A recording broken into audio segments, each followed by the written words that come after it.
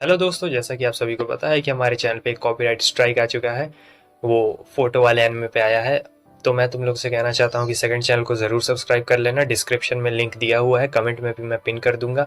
और हाँ, इस वीडियो को थोड़ा सा रीच बढ़ाओ, लाइक हो सके जितना ज़्यादा लाइक हो सके उतना ज़्यादा करो, कमेंट भी कर दो और हो सके तो दोस्तों के साथ शेयर भी कर देना। तो चलिए शुरू करते हैं। कहानी की शुरुआत में हम देखते हैं एक जगह को जो कि पूरी तरीके से तबाह हो चुकी रहती है। यहाँ रहती है एलन और फारिया। तो फारिया देख रही होती कि ये जगह तो बहुत बुरी तरीके से नष्ट हो गया और कोई भी यहाँ पर नहीं बचा है।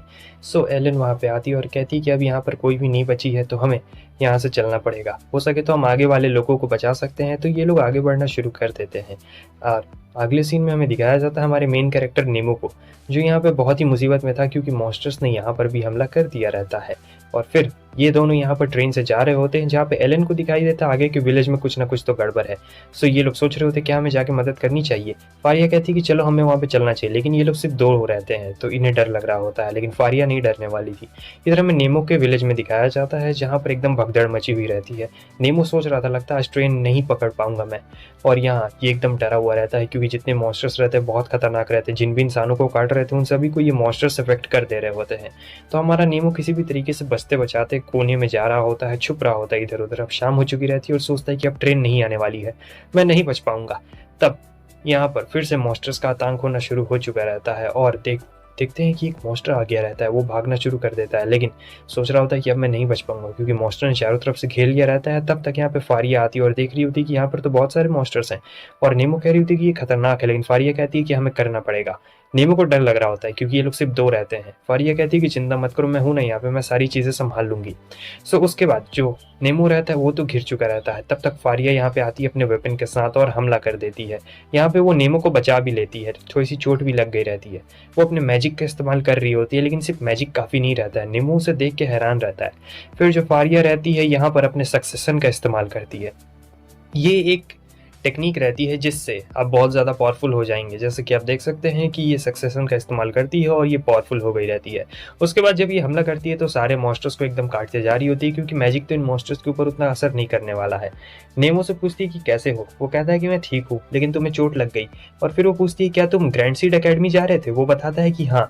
और फिर ये हंसते हुए कह रही होती है चलो अच्छा है, कम से कम मैं तुम्हें तो बचा पाई। इस विलेज में मैं किसी को नहीं बचा पाई, लेकिन कम से कम तुम तो बचे हो। असल में जो फारिया रहती है वो ग्रैंड सीड अकेडमी की ही प्रेसिडेंट रहती है और ये भी वहीं जाने वाला था नेमो, लेकिन अचानक से हमला हो गया। नेमो कह रहा होता है मुझे बचाते बचाते तुम्हें चोट लग गई, लेकिन वो कहती है कि नहीं, मैं विलेज में सिर्फ तुम्हें ही बचा पाई। मुझे इस चीज़ का बहुत ज़्यादा दुख है, मैं और भी लोगों को बचाना चाहती थी। सो जो ग्रैंड सीड है ये इनकी पावर है और ये बताती है कि मेरी हीरो है एनूमिया। सो असल में बात यह है कि बहुत सालों पहले डीमन लॉर्ड ने हमला कर दिया रहता है दुनिया के ऊपर। तो कुछ हीरोज आते हैं बचाने के लिए और उन लोगों ने इविल गॉड को खत्म कर दिया था। लेकिन फिर जो हीरोज थे उनकी पावर आगे वाले जनरेशन को देने जाने लगी एक स्पेशल टेक्निक के जरिए। तो यहाँ पर हमें इसी की हीरो को दिखाया जाता है जो इनोमिया रहती है। और आगे भी ऐसे बहुत सारे लोग हैं जिनके पास हीरोज की पावर है। ये सिर्फ गिने चुने लोगों के पास ही ये पावर रहती है और इसे कहा जाता है सक्सेशन, या फिर आप इसे सक्सेसर भी कह सकते हैं। नेमो भी एकेडमी जाने वाला था आज शाम में ही क्योंकि उसका चयन हो चुका था, लेकिन फिर ये हादसा हो गया। अचानक से इनकी ट्रेन हिलने लगती है। हम देखते हैं कि किसी मॉन्स्टर ने इनके ट्रेन के ऊपर हमला कर दिया रहता है। एलन कह रही होती कि जरा संभल के रहना, लेकिन वो मॉन्स्टर ट्रेन को एक जोरदार धक्का मारता है और ट्रेन यहाँ पे चकनाचूर हो चुकी रहती है। सबकी हालत खराब हो गई रहती है। फारिया ने नेमो को बचा लिया था, लेकिन फिर से वो घायल हो चुकी रहती है। नेमो देख रहा होता है कि हालत बहुत ज्यादा खराब है और ये कह रही होती है कि चलो कम से कम मैं तुम्हें तो बचा पाई। और वो मॉन्स्टर सीधे इनकी तरफ आगे बढ़ रहा होता है, लेकिन फारिया के पास स्पेशल पावर्स रहती है, इसलिए वो इन लोग को प्रोटेक्ट कर रही होती है। वो मॉन्स्टर हमला करता है, फारिया उसके हमले को उड़ा डालती है और बोलती है कि मैं 7 नाइट्स की लीडर हूँ और इतनी आसानी से हार नहीं मानने वाली हूँ। तो वो जाती है मॉन्स्टर के ऊपर, एक बहुत ही जोरदार हमला करती है। इस हमले से मॉन्स्टर की हालत खराब हो चुकी रहती है, लेकिन वापस से वो रीजनरेट हो जाता है। नेमो देख के हैरान रहता है और उसे चोट भी लग गई रहती है। फारिया यहाँ पे उससे कह रही होती है कि तुम यहाँ पर एलन को लेके चले जाओ, मैं इसे संभाल लूंगी, लेकिन वो नहीं जा रहा होता है। सो उसके बाद वो यहाँ पे मैजिक बैरियर क्रिएट कर देती है जिससे वो लोग सुरक्षित रहेंगे। और यहाँ जो एलन रहती है वो बेहोश पड़ी हुई रहती है। तो फारिया नेमो को कह रही होती है कि जाओ एलन को लेके यहाँ से चले जाओ, मैं 7 नाइट्स की लीडर हूँ, मैं नहीं भाग सकती हूँ और जब से मैं एकेडमी में घुसी हूँ मैंने मरने की तैयारी पहले ही कर ली थी, इसीलिए तुम मेरी टेंशन बिल्कुल भी मत लो। लेकिन नेमो यहाँ पे उसे छोड़ के बिल्कुल भी नहीं जाना चाहता था क्योंकि वो जानता था अगर वो छोड़ के चला जाएगा तो फारिया नहीं बचने वाली है, क्योंकि फारिया ऐसे भी बहुत ज़्यादा भी कमज़ोर महसूस कर रही है और दूसरी तरफ जो एलन है वो भी बेहोश है। अचानक से एक कार्ड बाहर निकल जाता है और फिर हम देखते हैं कि ये किसी दूसरी जगह पे पहुंच गया रहता है।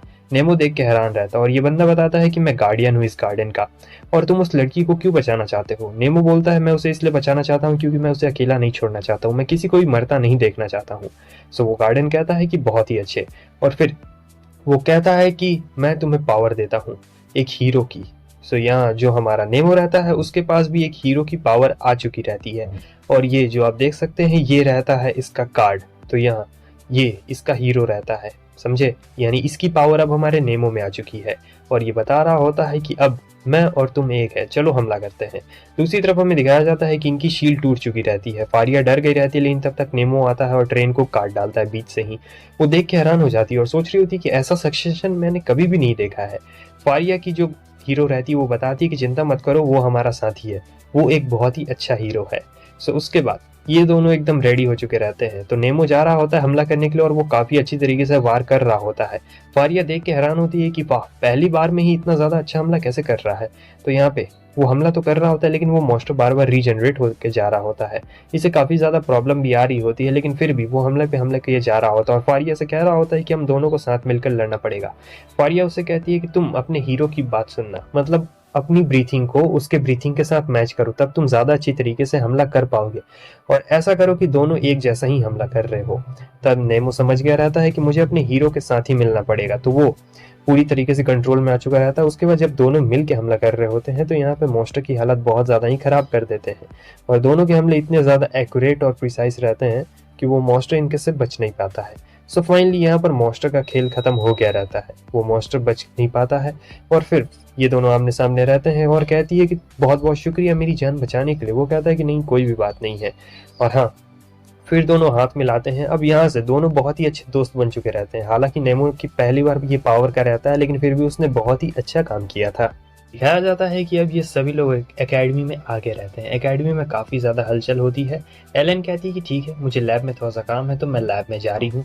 उन्हें बाय कहने के बाद वो चली जाती है लैब में। उसके बाद जो फेरिस रहती है नेमो को समझा रही होती है कि देखो, सबसे ज़्यादा कीमती यहाँ पे तुम्हारी जान है, तो अपनी जान को कभी भी मत गंवाना, लेकिन कभी किसी की जान बचाने से कतराना भी मत। फिर हमें दिखाया जाता है एक बंदे को जो कि एक ड्रैगन को जमा के लेके वहां से आ रहा होता है और काफी फुर्तीला रहता है। असल में इसका नाम जॉय रहता है और ये जो जॉय था 7 नाइट्स में से सबसे ज्यादा पावरफुल रहता है और इसके हीरो का नाम है हीरो स्पाइक और इसका एबिलिटी है आइस, जैसा कि आपको पता चल ही गया होगा। तो ये देख के काफी ज्यादा एकदम मजा आ रहा होता है। नेमो को कह रहा होता है कि बहुत ही बढ़िया है और फिर वो बंदा चला जाता है। आगे हमें दिखाया जाता है कि यहाँ पे कमेटी बैठाई गई रहती है और फिर फेरिस वहां पे आई रहती है नए मेंबर से मिलवाने के लिए 7 नाइट्स का, जो कि कोई और नहीं बल्कि हमारा नेमो रहता है। ये सुन के सभी लोग हैरान हो जाते हैं, नेमो भी हैरान रहता है। सब लोग कह रहे होते हैं कि ऐसा नहीं हो सकता, देखो ये एक छोटा सा बच्चा है और छोटे से बच्चे को तो अपनी पावर भी यूज करनी नहीं आती है, तो आखिर ये नाइट कैसे बन सकता है। तो बहुत लोगों को यहाँ पे ऑब्जेक्शन हो रहा होता है। कुछ लोग कह रहे होते हैं कि ये सुंदर नहीं है, कुछ कह रहा होता है कि ये पावरफुल नहीं है, जॉय कह रहा होता है कि ये पावरफुल नहीं है और कुछ लोग कह रहे होते हैं कि नहीं, ये बहुत छोटा है और इसमें एक्सपीरियंस बिल्कुल भी नहीं है। तो अब फेरिस बता रही होती है कि तुम लोग को नहीं पता है कि ये कितना ज्यादा एक्सपीरियंस वाला है, इसने पहले ही दिन अपनी पावर का बहुत ही अच्छी तरीके से इस्तेमाल किया है। मैंने और एलन ने साफ साफ देखा है, हमने अपनी आंखों से देखा है, क्योंकि हम दोनों वहां पर बाकायदा मौजूद थे और हम दोनों ने बहुत ही अच्छी तरीके से देखा है कि आखिर इसने किस तरीके से अपनी पावर का इस्तेमाल किया है। तो यहाँ पे वो दोनों पूरा नेमो का तारीफ कर रहे होते हैं और फिर सबको गुस्सा आ रहा होता है कि ऐसा कैसे हो सकता है। मतलब फिर वो लोग उसके कार्ड के बारे में बता रहे होते हैं और फिर फेरिस बताती है कि मेरी हीरो ने मुझ पे कहा था कि हमें इस पे भरोसा करना चाहिए क्योंकि इसके पास जो हीरो है वो हमारा साथी है। तो अब यहाँ पर ये जॉय को कह रही होती कि जाओ एकेडमी घुमा के ले आओ इसे, क्योंकि उसे जॉय के ऊपर बहुत भरोसा रहता है। अब जॉय कह रहा था कि कहाँ मैं फंस गया तुम्हारे साथ। जॉय को तो बहुत ज्यादा गुस्सा आ रहा होता है और बता रहा होता है कि देखो 7 नाइट्स इस एकेडमी के टॉप पर है और मैं उनमें से सबसे ज्यादा पावरफुल हूँ, समझे, तो तुम थोड़ा अच्छा से पेश आओ। और फिर स्टैचू को दिखाया जाता है जो कि 7 नाइट्स का फॉर्मर स्टैचू रहता है, मतलब फॉर्मर मेंबर्स का स्टैचू रहता है और हम लोग इन्हीं की स्ट्रेंथ को इनहेरिटेट करते हैं। इसीलिए मैं तुम्हें बता देना चाहता हूँ कि यहाँ पर अच्छी तरीके से पेश आना। और वो बोल रहा होता है कि चलो हमें और भी ज्यादा आगे तक जाना है। तो जब वो लोग आगे जा रहे होते हैं तब हम देखते हैं कि एक लेडी आती है और इनका नाम सोफीटा रहता है। सो जब सोफीटा आती है तो जॉय उसे छोड़ देता है और फिर कह रही होती तो तुम ही नेमो हो। तो सोफीटो अपने बारे में बता रही होती है कि मैं लाइब्रेरियन हूँ और लाइब्रेरियन का काम रहता है कि जितने भी 7 नाइट्स के फॉर्मर हीरोज हैं उन सभी के बारे में जानकारी रखना। और वो बहुत ही ज्यादा खूबसूरत भी रहती है, शायद इस पूरे एकेडमी में सबसे ज्यादा खूबसूरत यही रहती है। और वो बहुत ज्यादा प्यार से बात कर रही होती है और कहती है कि तुम इसका अच्छी तरीके से ख्याल रखना, इसे घुमा देना, ठीक है। और ये कहने के बाद वो चली जाती है। और जॉय का दिल गार्डन गार्डन हो गया था, कह रहा था अब तो मेरा दिन बहुत अच्छा जाएगा, सोफिटा सन ने मुझसे बात कर लिया, ओ माय गॉड। फिर अब वो उसे पूरा एकदम एकेडमी घुमा रहा होता है कि कहाँ पे क्या है, एकेडमी की सारी बातें बता देता है। और शाम होती है तो कहता है चलो फाइनली मैं फ्री हो गया हूँ, अब तुम जाओ अपने घर। और फिर यहाँ पे वो चला जाता है उसे ऐसे बोल के, मतलब एकदम छोड़ ही देता है। तो जब नेमो जाता है तो वहाँ पे फेरिस रहती, कहती कि स्वागत है। तो ये रहता है लीडर का रूम। तो यहाँ बहुत ज्यादा बड़ा घर रहता है, इस पूरे डॉर्मेटरी में ये लोग अकेले तीनों रहने वाले रहते हैं। नेमो को यहाँ पे तो इसी शर्म आ रही होती है, लेकिन वो लोग कहते हैं कि इसमें शर्माने वाली कोई भी बात नहीं है, तुम हमारे साथ में ही रहने वाले हो तो ज्यादा कोई टेंशन वाली बात नहीं है, वैसे ये जगह बहुत ज्यादा बड़ी रहती है। और फिर वो कहती है कि मुझे तुमसे बहुत एक्सपेक्टेशन है। फिर से यहाँ पे क्लास में इन लोगों को यही बताया जा रहा होता है फॉर्मर नाइट्स के बारे में कि किस तरीके से जो आने वाली पीढ़ी है वो उनकी पावर को इनहेरिटेट करती है और आगे आने वाले दुश्मनों से लड़ाई करती है। आगे बहुत सारे ताकतवर दुश्मन भी आने वाले हैं, इसलिए इन लोगों को बहुत ही अच्छी तरीके से ट्रेनिंग के बारे में भी बताया जा रहा होता है। फिर यहाँ पर हमें एक बंदे को दिखाया जाता है, इसका नाम गैरेथ रहता है और ये कहता है तो तुम नेमो हो ना, मेरा एक काम कर दोगे तुम? असल में मैं लैब जाना चाहता था, लैब में कुछ चीज देनी थी मुझे, तो क्या तुम मेरे बदले में जाकर वो चीज दे सकते हो क्या लैब में? तो जो गैरेथ रहता है उसे दे देता है और नेमो कहता है कि ठीक है। और वो सोच रहा होता है कि ये बंदा बस बनने की कोशिश कर रहा है या फिर सचमुच ये बंदा इतना जेन्युइन है।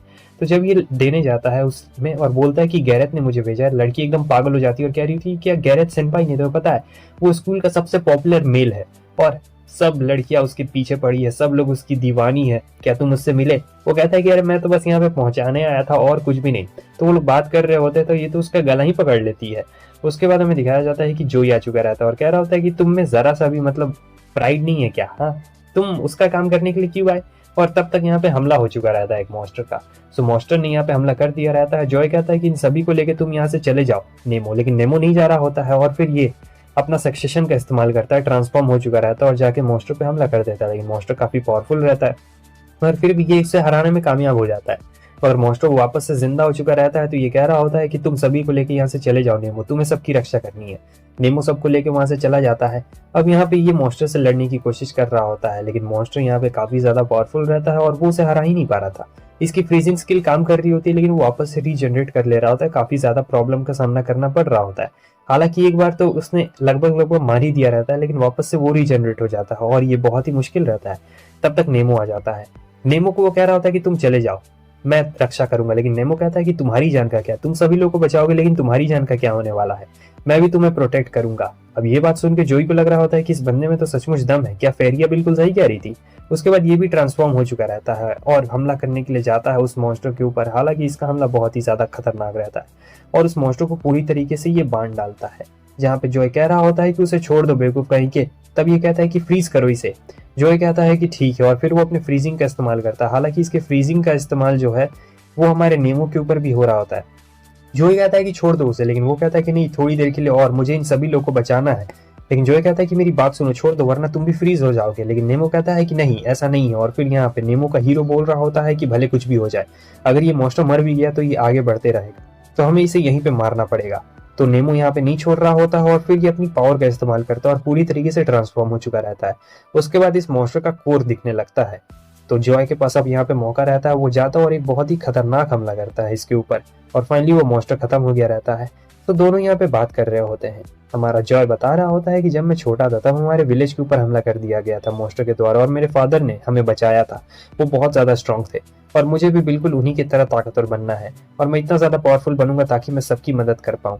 और वो अपने फादर की तरह एकदम बनना चाहता था और फिर दोनों के बीच में बहुत ही अच्छी गहरी दोस्ती हो जाती है। जहाँ पे जॉय उसे पसंद नहीं कर रहा था, अब जॉय उसे काफी पसंद कर। इधर इन सभी लोग की बहुत बड़ी बैठक चल रही होती है, जहाँ फारिया सभी को बता रही होती है कि कैसे मॉन्स्टर्स दिन पर दिन ताकतवर होते जा रहे हैं और हमें भी वैसे ही ताकतवर बनना पड़ेगा। अगर हम लोग ताकतवर नहीं बनेंगे तो काफी ज्यादा प्रॉब्लम हमारे सामने क्रिएट हो सकती है। तो फारिया के साथ साथ यहाँ पे गैरेथ भी उन सभी लोगों को स्पीच दे रहा होता है और उन लोगों को बता रहा होता है कि आखिर हम लोग किस तरीके से और भी ज्यादा पावरफुल हो सकते हैं। और मैं तुम सभी लोग को विश करना चाहूंगी कि आप सभी लोगों ने बहुत ही अच्छा काम किया है। ये वहाँ पे सभी लोग को शुक्रिया कह रही होती है और किसी को भी कुछ अगर डाउट है तो वो सारे डाउट्स इनसे पूछ रही होती है और कह रही होती है कि तुम सभी लोगों ने बहुत ज़्यादा हार्ड वर्क किया है, इसलिए सब लोग मेरे खाने के लिए रेडी हो जाओ। सब लोग अपना माथा पकड़ लेते हैं। यहाँ पर नेमो को समझ में नहीं आता है कि सबको क्या हो गया, सब लोग इतने दुखी क्यों हैं, क्योंकि यहाँ पे फारिया ने खाना बनाया हुआ रहता है और उसका खाना सही बोलो तो किसी को भी अच्छा नहीं लगता है, कोई भी टेस्ट नहीं करना चाहता था, सब लोग पक चुके रहते हैं। लेकिन यहाँ पे नेमो के लिए ये एक नया डिश रहता है और फारिया कहती है क्या तुमने पहले ये कभी भी नहीं खाया? नेमो कहता है कि नहीं, सबका चेहरा देखने के बाद नेमो सोच रहा होता है कि पता नहीं ये डिश कैसी होगी, अच्छी होगी, गंदी होगी। तो वो खा के देखता है तो उसे बहुत टेस्टी लगता है। तो वो कहता है बहुत अच्छा है। जोई कहता है लो तब मेरा भी खा लो। तो उसे इतना ज़्यादा अच्छा लग रहा होता है तो सब लोग उसे ही देते जा रहे होते हैं और कह रहे होते हैं कि ये लो ये वाला, तुम भी हम लोग वाला भी खा लो। तो वो सबका खा रहा होता है। हालांकि फारिया को देख के बहुत ज़्यादा खुशी हो रही होती है और वो कहती है कि अरे आराम से खाओ, कोई भी कमी नहीं है यहाँ पर खाने की, और भी बहुत सारा उसके पास में रहता है। अब रात में सब लोग कह रहे होते कि बहुत ज़्यादा ही खा लिया है। दूसरी तरफ ये सभी लोग मजे कर रहे होते हैं, नेमो को बोल रहे होते हैं कि तुमने बहुत ही ज़्यादा अच्छा काम किया, तुम बहुत ही ज़्यादा पावरफुल हो। ये लोग उसकी खूब तारीफ कर रहे होते हैं। तो एक गिल्डान भी रहता है यहाँ पर, और गिल्डान को यहाँ पे हमारा जोई कह रहा होता है कि समझे गिल्डान, तुम्हें थोड़ा सा पावरफुल बनना पड़ेगा। अगर तुम पावरफुल नहीं बनोगे तो तुम्हारा स्पॉट नेमो ले लेगा। तो वो यहाँ पे उसे चिढ़ा रहा होता है कि समझे ना गिल्डान, तुम्हें और भी ज़्यादा पावरफुल बनना पड़ेगा। सो गिल्डान यहाँ पे नेमो के साथ मस्ती मजाक कर रहा होता है, कह रहा होता है कि अरे तुम परेशान क्यों हो रहे हो, हाँ हाँ चलो मज़े करते हैं। तो वो लोग मज़े कर रहे होते हैं और नेमो भी काफ़ी खुश रहता है क्योंकि उसके नए दोस्त अच्छे रहते हैं। दूसरी तरफ हम देखते हैं जब वो जाता है तो उसे सुफीटा मिलती है और सुफीटा कह रही होती है कि कैसे हो नेमो, तुमने बहुत ही अच्छा काम किया है, सब तरफ तुम्हारे ही चर्चे चल रहे हैं, तुमने बहुत ही अच्छा काम किया है, तुमने उस मॉन्स्टर को हरा दिया। और ये उसकी तारीफ भी करती है और कहती है कि मैं उम्मीद करती हूँ कि आगे भी तुम हम सभी लोग की ऐसे ही रक्षा करोगे। वैसे ये इस एनिमे की सबसे ज़्यादा क्यूट गर्ल होती है मेरे हिसाब से। तो तुम लोग का क्या कहना है? आगे हम देखते हैं कि अब जोई और गिल्डान यहाँ पे बात कर रहे होते हैं, जहाँ पे गिल्डान कहता है कि मुझे और भी ज़्यादा पावरफुल बनना पड़ेगा। जोई कहता है अरे मैं तो मजाक में कह रहा था, तुम ऐसे ही बहुत ज़्यादा पावरफुल हो। लेकिन गिल्डान कहता है हाँ पता है मुझे, मैं भी ऐसे ही कह रहा था। सो जोई कहता है ठीक है अब मैं चलता हूँ।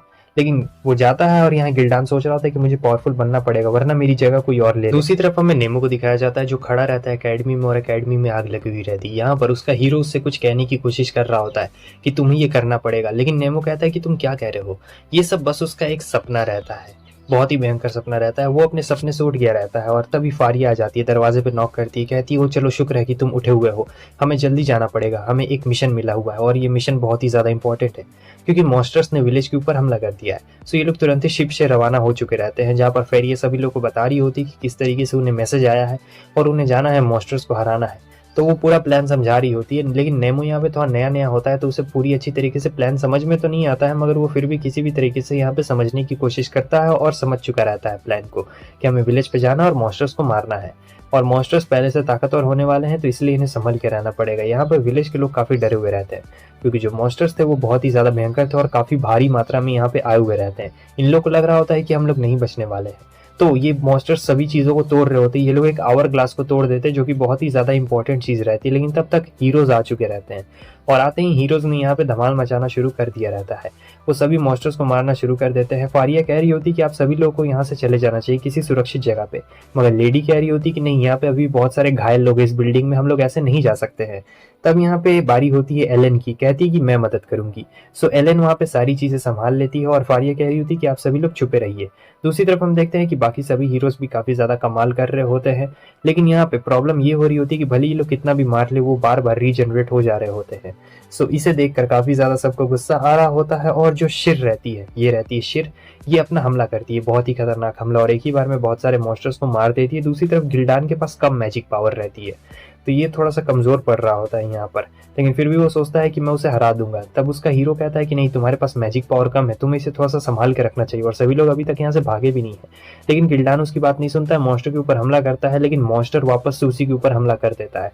अब दूसरी तरफ हम देखते हैं कि नेमो ने उसकी जान बचा ली रहती है, तो नेमो और जोई रहते हैं, कहते हैं कि तुम यहीं पे आराम करो, हम लोग संभाल लेंगे। तो उसके बाद इन दोनों का डुओ काफ़ी अच्छा रहता है, मतलब नेमो और जोई की जोड़ी क्या ही बोला जाए, जैसे पकौड़ी और चाय की जोड़ी जैसी होती है।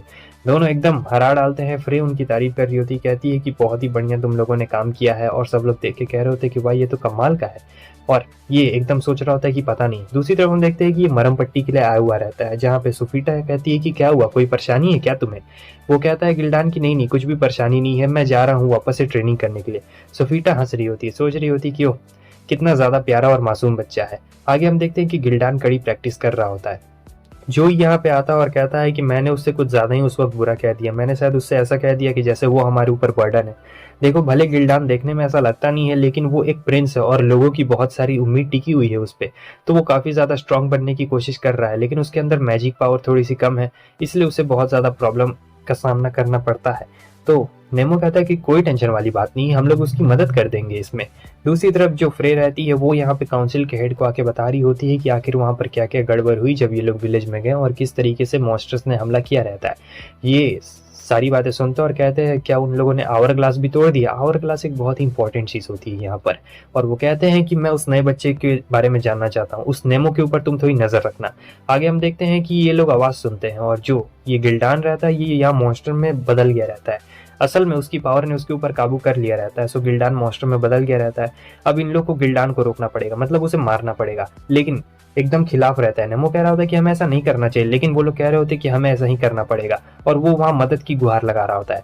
ये उन दोनों के सामने आ जाता है और कह रहा होता है तुम्हें सुनाई नहीं दे रहा है क्या, वो हमसे मदद की गुहार मांग रहा है, हम लोग नहीं मार सकते हैं।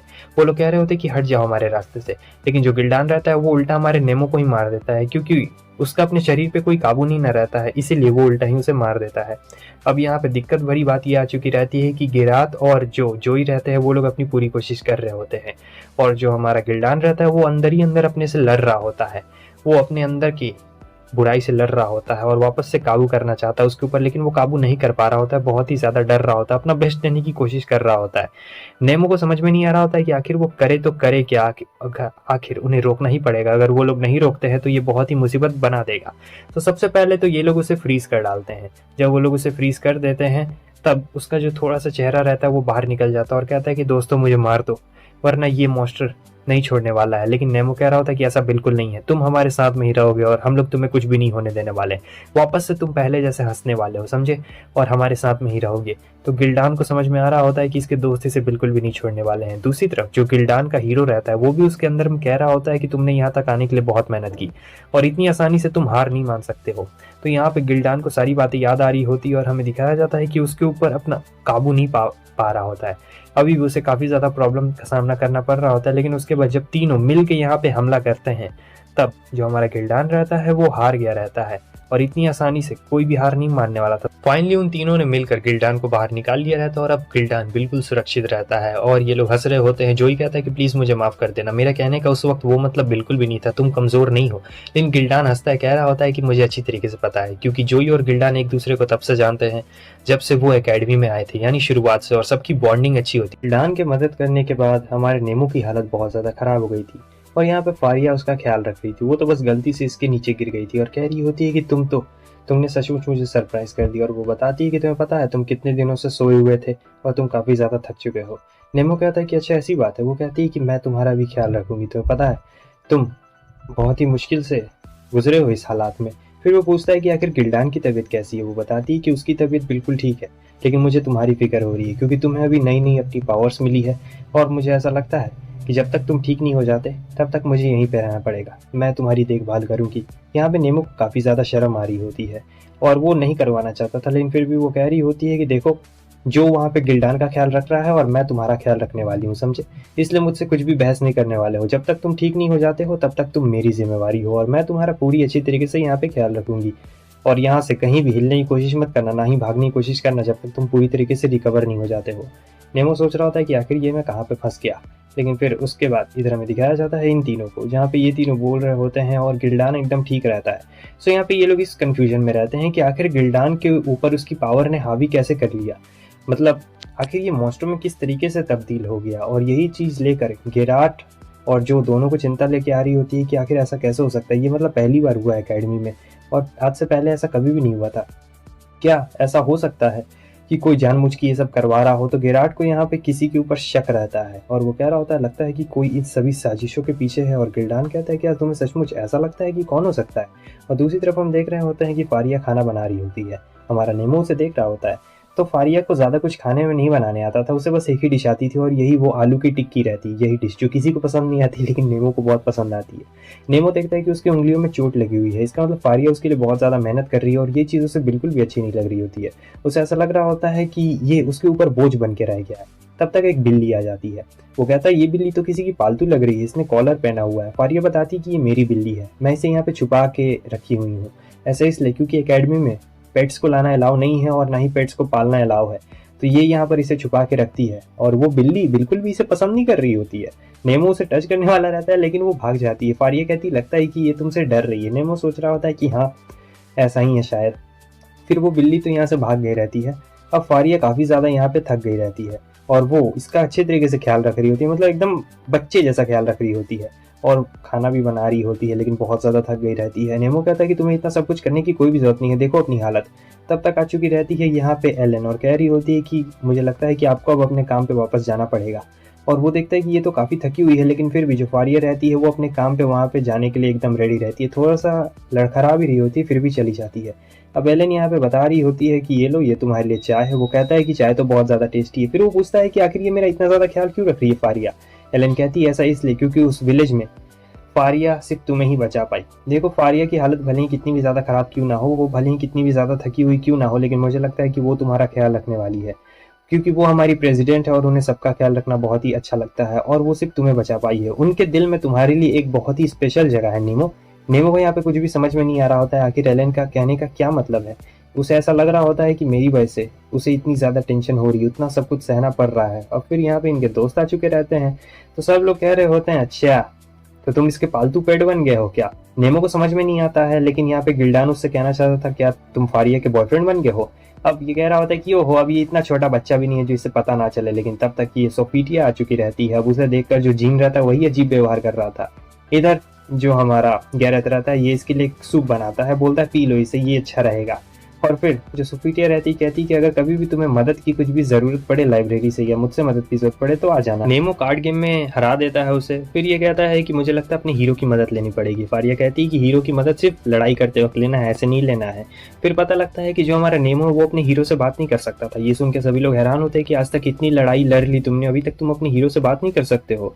वो कहता है कि नहीं। तब ये लोग कहते हैं कि तुम्हें उससे बात करने की कोशिश करनी चाहिए, एक बार कांटेक्ट करने की कोशिश करनी चाहिए, वरना तुम प्रॉब्लम में फंस सकते हो यहाँ पे। तो वो लोग उसे पूरा समझा रहे होते हैं कि किस तरीके से अच्छी तरीके से बात करनी चाहिए। लेकिन तब तक श्रीले आ चुकी रहती है और कह रही होती है कि तुम लोग बहुत हल्ला मचा रहे हो, तुम्हें शांत रहना पड़ेगा।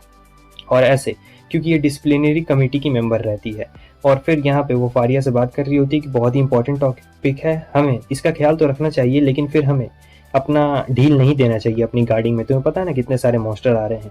हालांकि इसने सुन ली रहती है इस बात को कि नेमो अपने हीरो से बात नहीं कर सकता है, क्योंकि दरवाजे में आने से पहले उसने सारी बातें सुन ली रहती है और सोचती है खैर मेरे भी तो कुछ अपने सीक्रेट है।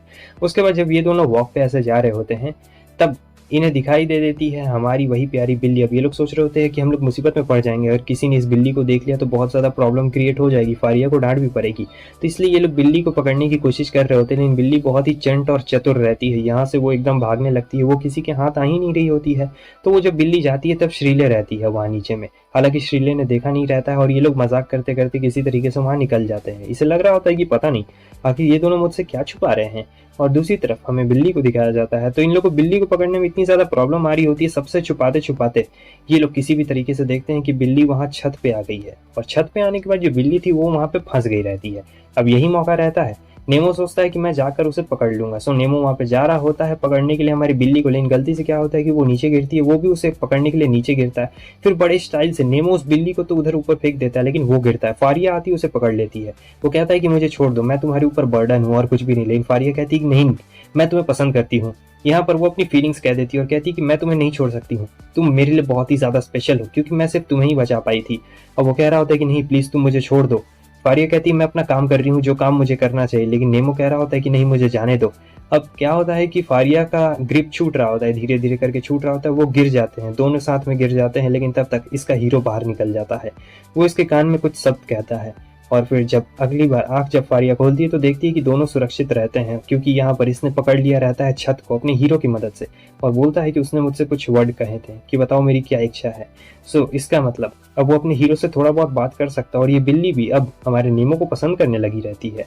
तो किसी भी तरीके से दोनों वापस नेमो सोफेटिया के पास आया रहता है, क्योंकि उसे अपने हीरो के बारे में जानना था। इसलिए वो दोनों मिल के लाइब्रेरी में यहाँ पे चेक कर रहे होते हैं कि आखिर नेमो का हीरो कौन सा है।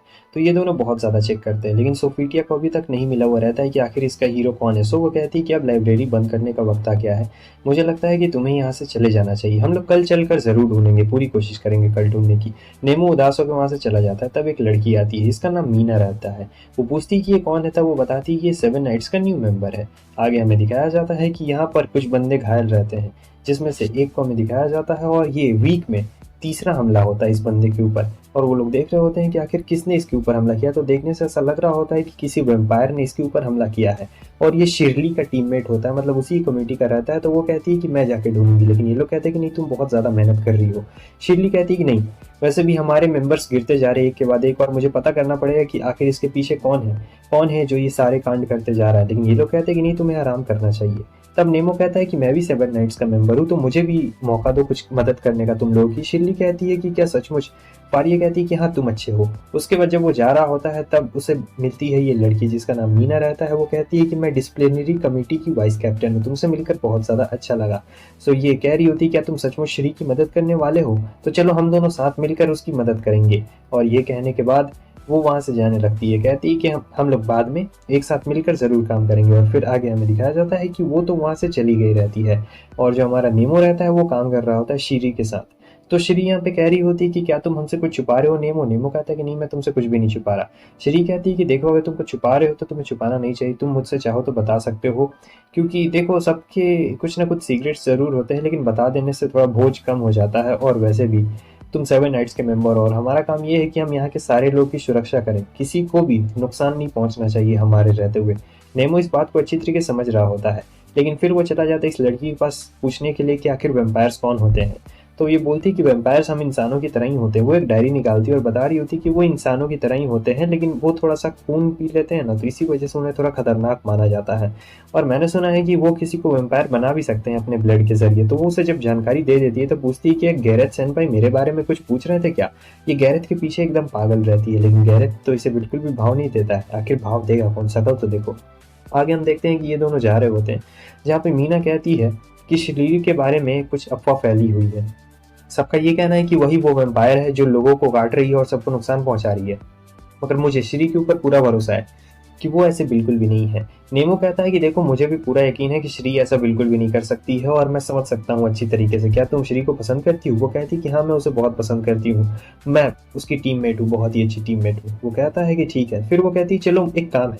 तो वो दोनों जंगल में यहाँ पे जाते हैं काम करने के लिए, लेकिन यहाँ पर ये कहती कि ज़रा आराम से। यहाँ पर ये लोग इन्वेस्टिगेशन कर रहे होते, तभी इन्हें एक अच्छा नज़ारा दिख जाता है, जहाँ पे जो श्री रहती है वो एलन को काट रही होती है। इसका मतलब वही वैम्पायर रहती है, उसका ब्लड सक कर रही होती है। और ये दोनों देख के हैरान हो जाते हैं, लेकिन यहाँ पे नेमो का हीरो उसे रोकता है और कहता है कि ज़रा ध्यान से देखो, और इतनी जल्दी कुछ भी कदम मत उठाना। तो यहाँ पे क्या होता है, वो कहती है कि तुम ही तो मेरा एक सहारा हो। तब तक यहाँ पे इसका पैर पड़ गया रहता है लकड़ी के ऊपर, मीना का, और फिर श्री को पता लग गया रहता है, उसने देख लिया रहता है। श्री जैसे उन दोनों को देखती है वो तुरंत ही वहाँ से भागना शुरू कर देती है।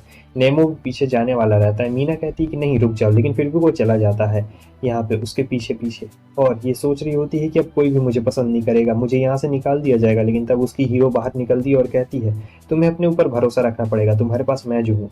तो नेमो आ चुका रहता है उसके पास में और कह रहा होता है कि तुम एक वैम्पायर हो। वो कहती है कि हाँ, मैं एक वैम्पायर हूँ। तो वो कहता है क्या तुमने ये सब किया है? वो कहती है कि ये सब जाहिर सी बात है कि तुम यही सोचोगे, लेकिन मैंने ये सब बिल्कुल भी नहीं किया है। मैं डिसिप्लिनरी कमेटी की हेड हूँ और मैं ऐसा बिल्कुल भी नहीं करूँगी, और मेरे रास्ते से हट जाओ वरना तुम मारे जाओगे। लेकिन नेमो वहाँ से नहीं हट रहा होता है। वो कहता है कि नहीं, मैं तुम्हें कहीं भी नहीं जाने देने वाला हूँ। सो दोनों के बीच में यहाँ पर घमासान लड़ाई चल रही होती है, जहाँ श्री उसे अपने फादर के बारे में बताने लगती है कि जब सबको पता लग गया था कि हमारी फैमिली वैम्पायर है, तो उन लोगों ने बिना वजह मेरे फादर को मार दिया, जबकि हमने किसी को भी कुछ भी नुकसान नहीं पहुंचाया था। हम लोग तो बस शांति से रहना चाहते थे। मैं भी तुम सभी लोगों के साथ शांति से रहना चाहती थी, लेकिन अब सबको यहाँ पे पता चल गया। मैं जहाँ कहीं भी जाती हूँ सबको पता लग जाता है कि मैं वैम्पायर हूँ, और फिर वो लोग मुझसे घिन करने लगते हैं और मुझे वहाँ से जाना पड़ता है। लेकिन नेमो यहाँ पे उसे समझा रहा होता है कि देखो, एलन को तुम्हारे राज के बारे में पता था, और सब इंसान एक जैसे नहीं होते हैं, फिर भी उसने कुछ भी नहीं किया। देखो, मैं भी तुम्हारे साथ में रहना चाहता हूँ, यहाँ पे कोई भी ऐसा नहीं है जो तुम्हें बेवजह नफरत करेगा। लेकिन वो अपने जज्बातों में बह गई रहती है और कह रही होती है कि नहीं, तुम मुझसे झूठ बिल्कुल भी नहीं बोल सकते, सबके सब एक जैसे हैं। फिर वो समझाता है कि देखो, एलन ऐसे बिल्कुल भी नहीं है, और मैं भी चाहता हूँ तुम्हारे साथ में रहना। तो यहाँ पे किसी भी तरीके से वो श्री को मना लेता है, और फिर वो मान भी गई रहती है बहुत ही अच्छी तरीके से। सो इसके बाद वो दोनों वापस आते हैं। अब ये सोच रही थी कि पता नहीं मीना किस तरीके से रिएक्ट करेगी सुनने के बाद, लेकिन फिर यहाँ पे श्री की नज़र जाती है एक बहुत ही अजीब सी चीज़ पे। जो मॉन्स्टर्स रहते हैं वो एलन को उठा के लेके जा रहे होते हैं, और फिर नेमो जो रहता है वो एक मॉन्स्टर के ऊपर डांट लगा देता है और वो दोनों भी चले जाते हैं। तो यहाँ पे ये लोग आए रहते हैं, तो यहाँ स्वागत मीना करती इन लोगों का। कह रही होती कि अच्छा, तो ये एडवांस में भी ये नीमो भी आया है, और वो कह रही होती कि तुमने एलन के साथ क्या किया है। तब हमें पता चलता है कि जो हमारी मीना है असल में यही एक वैम्पायर है, और जितने भी चेयर कमेटी वाले लोगों की वो हालत हो रही थी वो सब इसी की वजह से हुई थी, और सारा इल्ज़ाम श्री के ऊपर अभी लगाया जा रहा था। असल में ये एक ऐसी दुनिया बनाना चाहती थी जहाँ पे वैम्पायर्स को थोड़ा सम्मान मिल सके, और कहती है कि चिंता मत करो, मैं सभी को खत्म कर दूंगी, मेरे पास मॉन्स्टर्स की पावर है। और फिर ये हमला करना शुरू कर देती है नेमो के ऊपर, और श्री के ऊपर भी हमला करना शुरू कर देती है, क्योंकि दोनों सच जान गए थे तो वो मारना चाहती थी। कहती है कि तुम कुछ भी नहीं कर सकते हो, मेरे पास डिस्ट्रक्शन की पावर है और ये सारे मॉन्स्टर्स एक के बाद एक आते जाएंगे। मैं एक ऐसी दुनिया बनाऊंगी जहाँ पर सिर्फ वैम्पायर्स रहेंगे, उन्हें भी बहुत इज्जत मिलेगी और बाकी सभी उनके सामने झुक के रहेंगे। मगर श्री ऐसा बिल्कुल नहीं चाहती थी। वो चाहती थी सभी लोगों के साथ में रहना, और वो मीना को भी समझा रही होती है कि देखो मैं सबके साथ में रहकर लड़ना चाहती हूँ, सबके साथ रहना चाहती हूँ, मैं नहीं चाहती हूँ कि कोई भी हम एक दूसरे से अलग हो जाए। लेकिन वो कहाँ मानने वाली रहती है, वो तो इनके ऊपर एकदम हमले पे हमले करते जा रही होती है और बहुत ही खतरनाक हमला कर रही होती है, दोनों को एकदम बहुत बुरी तरीके से पछाड़ रही होती है। और फिर कहती है कि ये नेमो तो नींद में चला गया, अब नहीं उठने वाला है। मगर नेमो इतनी आसानी से कहाँ उसे छोड़ने वाला था, फिर भी वो बहुत ही खतरनाक हमला करती है नेमो के ऊपर, उसे पछाड़ डालती है। नेमो यहाँ पे कह रहा होता है कि देखो मैं तुम्हें नुकसान नहीं पहुंचाना चाहता, वो कहती है कि मैं भी तुम्हें नुकसान नहीं पहुंचाना चाहती हूँ, लेकिन फिर भी ऐसे मार रही होती जैसे उसे मार ही डालेगी। फिर क्या होता है कि वो उसका हाथ काट देता है। अब वो गुस्से में कह रही होती कि मुझे माफ करना, मैंने तुमसे जो पहले कहा था। और फिर यहाँ पे एक नया हाथ आ चुका रहता है जो कि मॉन्स्टर का हाथ रहता है। उसके बाद तो नेमो की हालत खराब हो जाती है बहुत ही बुरी तरीके से। श्री को बहुत गुस्सा आ रहा होता है और कह रही होती कि तुम एक मॉन्स्टर बन चुकी हो, तो दोनों में यहाँ पे घमासान लड़ाई हो रही होती है। फिर श्री अपने हीरो का इस्तेमाल करती है जिससे आग लग चुकी रहती है। मीना कहती है मैं तो तुम्हारे हीरो के बारे में बिल्कुल भूल ही गई थी। और दूसरी तरफ वो देख रहा होता है नेमो, यहाँ पे नेमो का हीरो कह रहा होता है कि तुम्हारे पास न्यू पावर है, तुम उसका इस्तेमाल क्यों नहीं करते हो। हालांकि ये तुम्हारी इच्छा है, तुम इस्तेमाल करना चाहते हो या फिर नहीं करना चाहते हो, क्योंकि इस न्यू पावर में बहुत ज़्यादा खतरा है, लेकिन फिर भी ये इस्तेमाल करना चाहता था। तो वो वहाँ पे श्री से कह रहा होता है कि तुम रेडी हो जाओ हमारे नए अटैक के लिए। यहाँ पे श्री समझ चुकी रहती कि कोई नया हमला आने वाला है, वो तुरंत ही जोर से इसे पकड़ लेती मीना को और कहती है कि तुम कहीं भी नहीं जाने वाली हो, तुम्हारे पास भले वैम्पायरिक पावर्स हो लेकिन तुम इस आग से नहीं बच सकती हो। वो उसे पूरा जला रही होती है। उसके बाद जो नेमो रहता है वो कर देता है एक बहुत ही खतरनाक हमला। श्री मीना को छोड़ देती है सीधे आगे तरफ, और यहाँ पर वो पूरी तरीके से इसे तबाह कर डालता है, पूरी तरीके से इसे जला डालता है, और यहाँ पे बचता है तो बस उसका राख। अंत में वो माफी भी मांग रहा होता है। फिर गैरेथ किसी लाइब्रेरी के बारे में ढूंढ रहा होता है, और ये एक बहुत ही पुरानी लाइब्रेरी थी जो इनकी एकेडमी में ही थी, लेकिन वो फिर जल के राख हो गई थी। इसलिए इसका पता लगाने के लिए वो लाइब्रेरी में आया रहता है और फिर पूछ रहा होता है यहाँ पे, लेकिन उन लोग को यहाँ पे कुछ नहीं मिलता है। और सोफी कहती है कि हमें तो इसके बारे में अभी कुछ भी पता नहीं चला है, हम लोग आगे चलकर और भी अच्छी तरीके से पता करेंगे, तो तुम यहाँ पे इसके बारे में क्यों ढूंढ रहे हो। तो गैरेथ उसे बताता है कि मैं देखना चाहता हूँ, क्योंकि उसमें कुछ राज छुपे हुए थे, इसलिए वो यहाँ पे क्लियर को भी कह रहा होता है कि मेरी मदद करने के लिए। क्लियर कहती है कि जी मैं आपकी मदद ज़रूर करूँगी, लेकिन आप उस ओल्ड लाइब्रेरी को क्यों ढूंढ रहे हैं। वो कहता है कि बस तुम मुझे बता देना, और वो कह रही होती है कि ठीक है। फिर इधर हमें दिखाया जाता है हमारे मेन हीरो नेमो को, जो कि फेस्टिवल होने वाला रहता है स्कूल में। तो सोच रहा होता है कि फेस्टिवल में क्या किया जाता है, क्योंकि फेस्टिवल इसका पहली बार रहता है। तो आगे हम देखते हैं कि ये तीनों बैठी हुई रहती हैं, जहाँ पे जो हमारी क्लियर रहती है, इसे गैरेथ तो एकदम पहले से ही पसंद रहता है जैसा आप सभी लोग को पता है, और मन करता है उसे फेस्टिवल में बुलाने का गैरेथ को, क्योंकि फेस्टिवल में ये सभी लोग मिलकर डांस करने वाले रहते हैं और गैरेथ इसे पसंद रहता है। तो ये सोच रही होती है कि हम दोनों को डांस करना चाहिए मिलके। लेकिन यहाँ पर वो कैसे बोलती गैरेथ को, क्योंकि ये बहुत ज़्यादा डरती है, इसलिए डरती है कहीं गैरेथ उससे रिजेक्ट ना कर दे, क्योंकि गैरेथ ने एक बार जान बचाई रहती है, तब से ये उसकी फ़ैन हो गई है और कुछ भी बात नहीं है। यहाँ पे ये हमारे नेमो को टॉन्ट मार के भी बोल रही होती है कि तुम और फारिया भी तो साथ में डांस करने वाले हो ना। तो यहाँ पे वो उसे लव का डिफाइन बता रही होती है या तुम।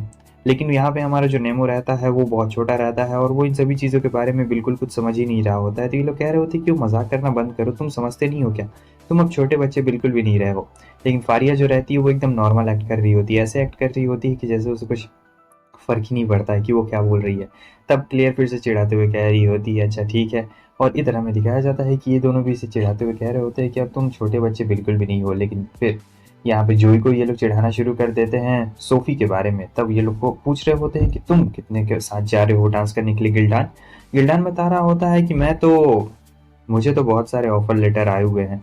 गिल्डान के पास बहुत सारे ऑफर आए हुए रहते हैं डांस करने के लिए, क्योंकि उसे बहुत लोग पसंद करते थे। असल में प्रिंस भी तो रहता है। जब ये तीनों बात कर ही रहे होते हैं तभी वहाँ पे श्री आ चुकी रहती है, और जब श्री आ जाती है तो सब लोग एकदम हैरान हो जाते हैं, क्योंकि वो नेमो से पूछ रही होती कि क्या तुम मेरे साथ डांस करने के लिए चलोगे। नेमो कहता है कि अच्छा ठीक है बाद में देखूंगा। तो ये दोनों अपना बात कर रहे होते हैं। उनके बात खत्म होने के बाद गिल्डान और जो ऐसे कह रहे होते क्या तुम दोनों के बीच में कुछ चल रहा है। लेकिन जो नेमो रहता है वो कहता है कि नहीं, ऐसी कोई भी बात नहीं है और ये तो बस एक सीक्रेट है, मैं तुम लोग को ये सीक्रेट बिल्कुल भी नहीं बताने वाला हूँ। वो दोनों सोच रहे थे कि पता नहीं श्री आखिर इससे आके क्यों पूछ रही है। यहाँ 7 नाइट्स का मीटिंग चल रहा होता है फेस्टिवल को लेकर, क्योंकि हर साल फेस्टिवल यही लोग अनाउंस करवाते हैं और इन लोगों को बहुत ज़्यादा काम रहता है। हालांकि गैरेथ इसमें बिल्कुल भी इंटरेस्टेड नहीं लग रहा होता है। गैरेथ उन लोगों से साफ साफ कह देता है कि देखो, मुझे ये मीटिंग में कोई भी इंटरेस्ट नहीं है, अगर तुम लोग चाहो तो मैं मदद करने के लिए आ जाऊंगा तुम्हारे बाद में फेस्टिवल में, सब कुछ कर लूंगा, लेकिन यहाँ पर मैं बिल्कुल भी इंटरेस्टेड नहीं हूँ। सो गैरेथ को यहाँ पे ये सारी चीज़ें बिल्कुल भी अच्छी नहीं लग रही होती है, तो वो तो वहाँ से चला जाता है, कोई भी उसे रोकता नहीं। आगे हम देखते हैं कि क्लेयर यहाँ गैरेथ से मिलती है, तो गैरेथ उसे कह रहा होता है कि मेरी मदद करने के लिए तुम्हारा शुक्रिया, क्या मैं तुम्हारी क्या मदद कर सकता हूँ। तब क्लेयर उससे फाइनली कह ही देती है कि आप मेरे साथ डांस करेंगे, बस यही मैं चीज़ चाहती हूँ फेस्टिवल पे। वो उसके लिए मान भी जाता है और फिर सोच रहा होता है कि ओ मैं कितना बड़ा गधा हूँ, मैंने उससे डायरेक्टली हाँ कह दिया। क्लियर यहाँ पे बहुत ज़्यादा ही खुश हो चुकी रहती है, क्योंकि फाइनली गैरेथ ने डांस करने के लिए हाँ जो कह दिया रहता है, समझो उसके लिए बहुत ज़्यादा खुशी वाली बात है। तो वो अब चली गई रहती है उस लाइब्रेरी का पता लगाने के लिए, और आगे हमें दिखाया जाता है फेस्टिवल वाले दिन में, जहाँ पर उसी ओल्ड लाइब्रेरी के बारे में हमें बताया जा रहा था कि कैसे इसमें आग लग गई थी, और इसके बारे में बहुत सारी कहानियाँ हैं। लेकिन यहाँ पे हमें 7 नाइट्स को दिखाया जाता है, जो यहाँ पे वेटर का काम कर रहे होते हैं, क्योंकि ये लोग सर्व करते हैं बाकी सारे स्टूडेंट को। 7 नाइट्स का ये भी एक काम रहता है, और ये लोग काउंसिल के मेंबर्स भी तो रहते हैं, इसलिए इनका ये सब अलग से काम रहता है। तो सभी लोग यहाँ पे काफ़ी ज़्यादा इंजॉय कर रहे होते हैं। फाइनली यहाँ पे नेमो आ चुका रहता है, और नेमो से पूछा जा रहा होता है कि क्या तुम मेरे साथ डांस करना चाहोगे। लेकिन फिर श्रीली भी आ जाती है, और दोनों में से किसी एक ही कोई से चूज़ करना पड़ेगा।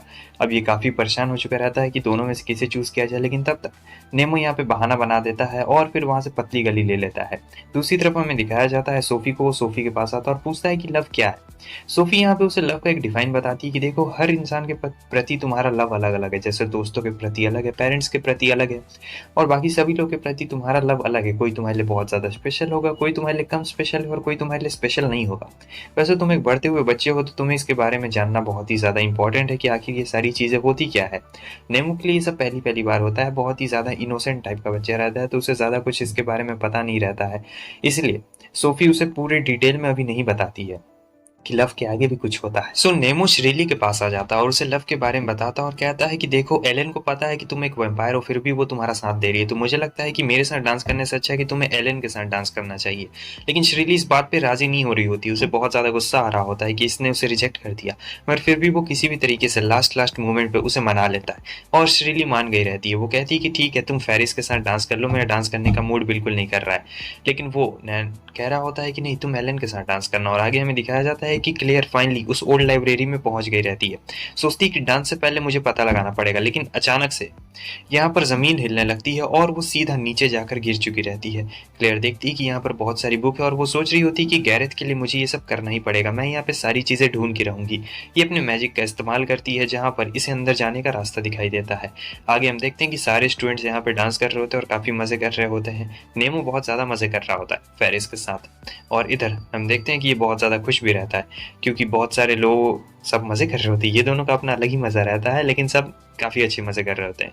दूसरी तरफ हमें क्लेयर को दिखाया जाता है, जिसे एक जादुई बुक दिखती है, और वो सोच रही होती है कि आखिर ये बुक क्या है। उसे अभी कुछ पता नहीं रहता है इस बुक के बारे में, लेकिन जब वो उस बुक के पास जाती है तो उसमें रोशनी चमकने लगती है। वो उस बुक को टच भी कर देती है, और ये बुक थोड़ी सी स्पेशल टाइप की बुक रहती है, लेकिन क्लेयर को पता नहीं रहता है, और वो डांस करने के लिए आ गई रहती है गैरेथ के साथ में।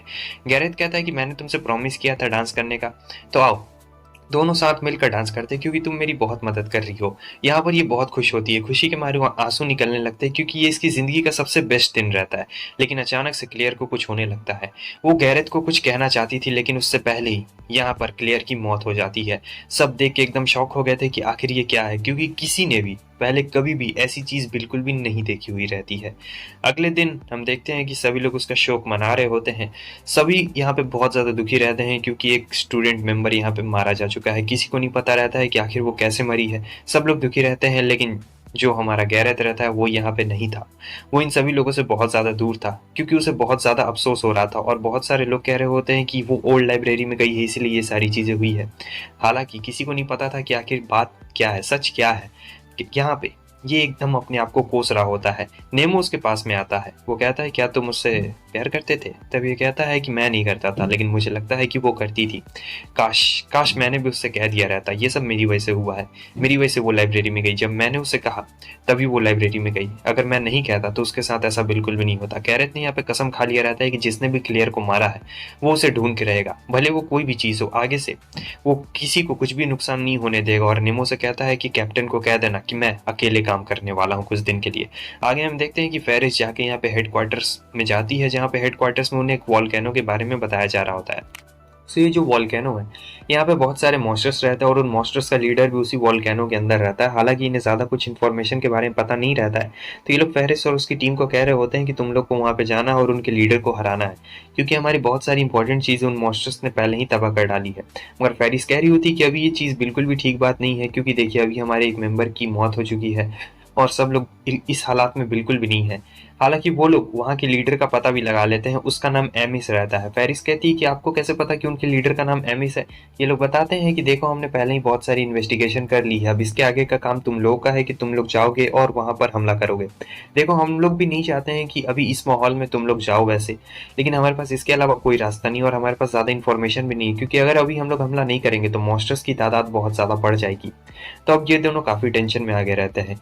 एलन सोच रही होती कि क्या किया जाए, फेरिस सोच रही होती कि ओह अभी ये टाइम बिल्कुल भी अच्छा नहीं है, पता नहीं ये सब अभी क्यों हो रहा है। लेकिन एलन के दिमाग में एक बहुत ही अच्छा आइडिया आता है और उसका आइडिया सुन के ये भी खुश हो चुकी थी।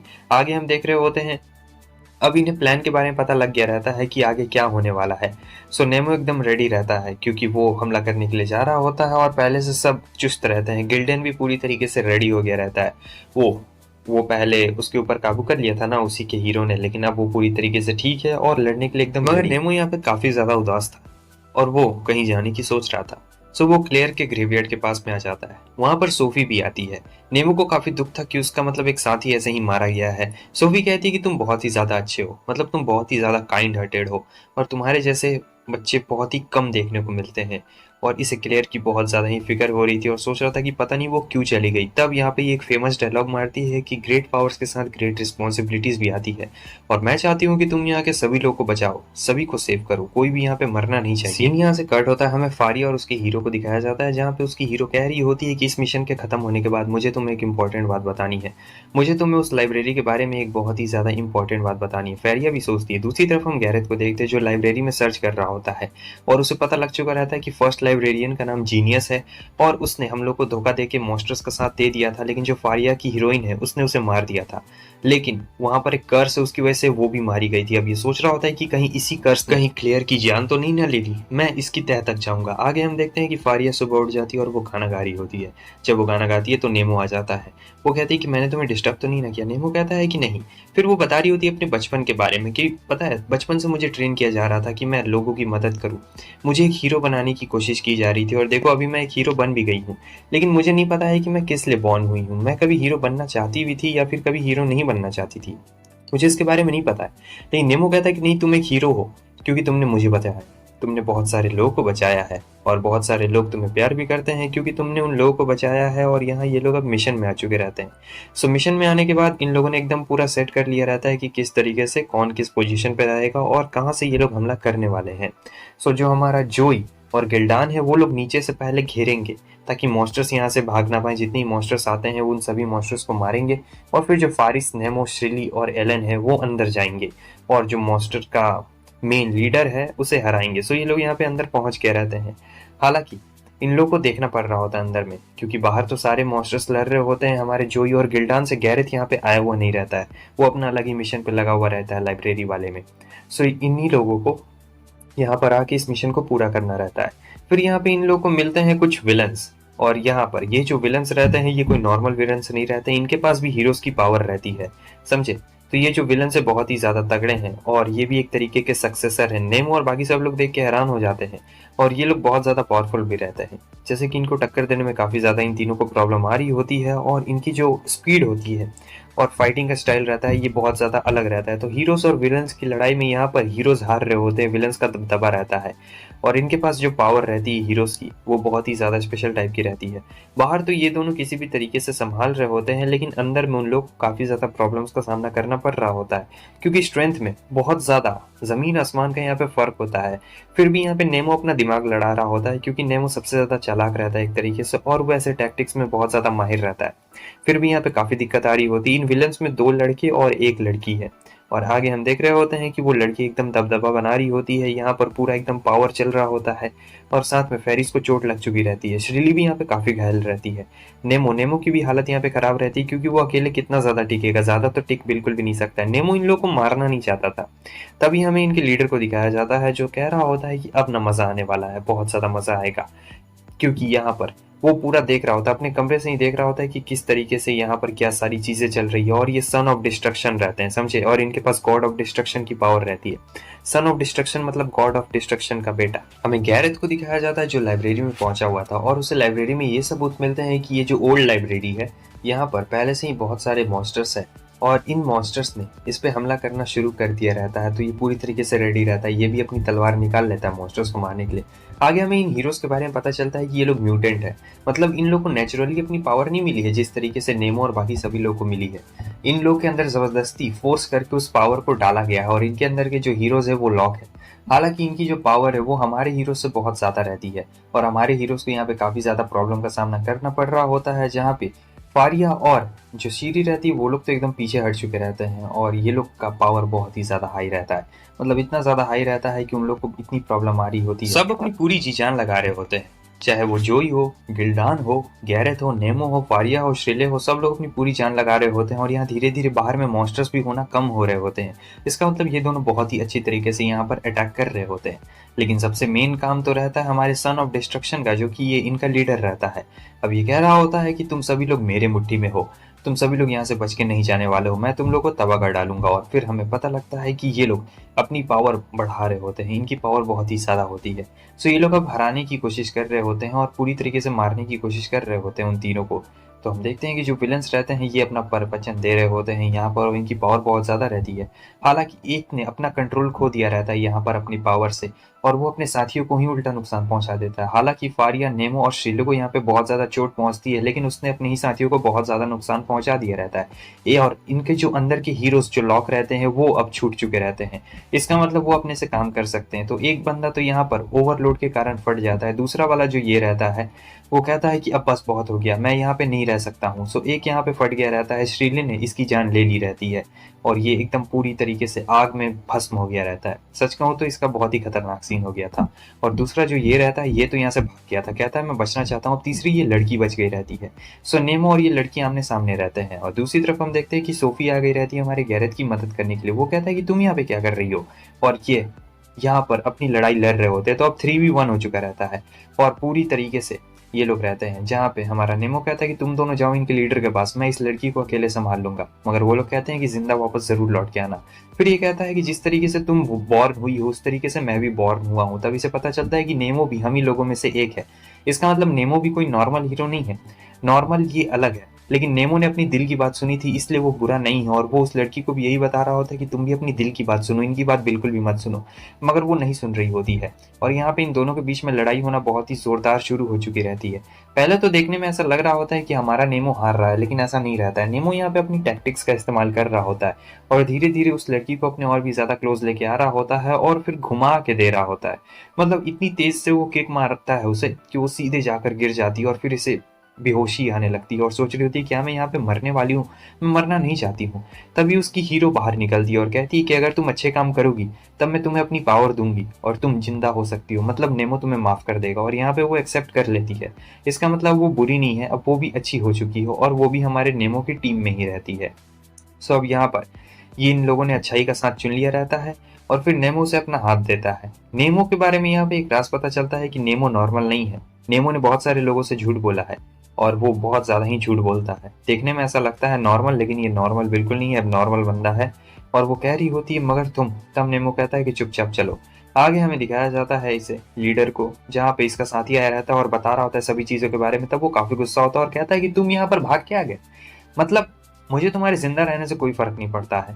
फिर वो इतना ज्यादा गुस्सा रहता है और कह रहा होता है कि तब मैं तुम्हें दिखाता हूँ कि सन ऑफ डिस्ट्रक्शन की आखिर असली पावर क्या होती है। तुमने भागना पसंद किया वहां से, मैं तुम्हें सजा दूंगा। तो इसके सजा में वो अपने साथी को खुद ही मार देता है। अब वो तो यहाँ पे खत्म हो चुका रहता है, उसे बिल्कुल विश्वास नहीं होता है कि उसके लीडर ने उसे खुद ही मार दिया। सो उसके मरने के बाद ये एकदम हंसते जा रहा होता है और कह रहा होता है कि सबसे पावरफुल यहाँ पे मैं हूँ। तब तक फारिया और श्रीले वहां पे आ चुके रहते हैं।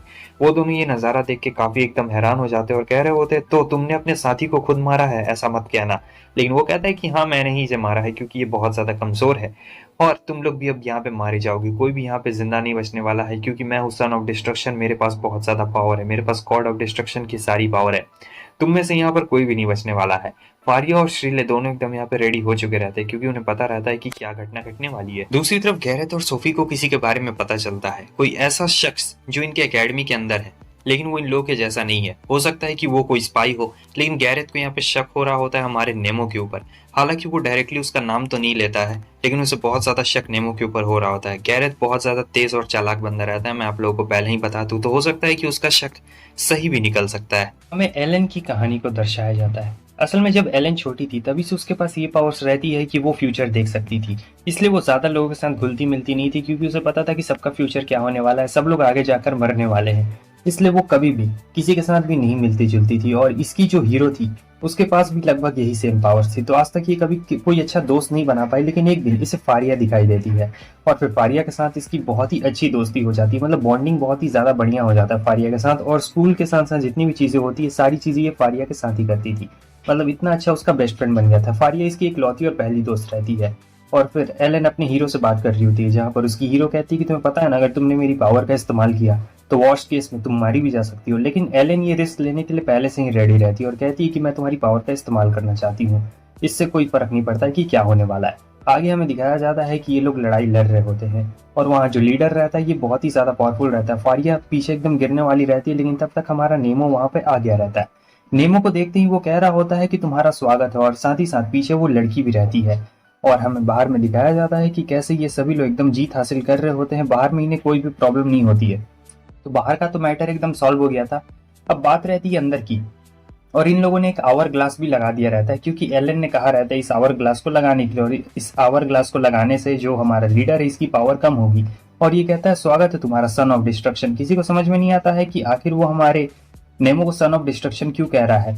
और फिर इसे पता लगता है कि कैसे उस लीडर ने इसके सारे साथियों को मार दिया है। तो ये देखकर उस लड़की को बहुत ही ज्यादा गुस्सा आ रहा होता है और कह रही होती है कि तुमने रेडा को मार दिया, मैं तुम्हें नहीं छोड़ने वाली हूँ। और इन्हें बहुत ज्यादा गुस्सा आ रहा होता है, लेकिन नेमो उससे शांत रहने के लिए कह रहा होता है और वो कहता है कि सन ऑफ डिस्ट्रक्शन मैं तुम्हारा इंतजार कर रहा था, तुम ही तो हो हमारे सबसे पावरफुल वेपन।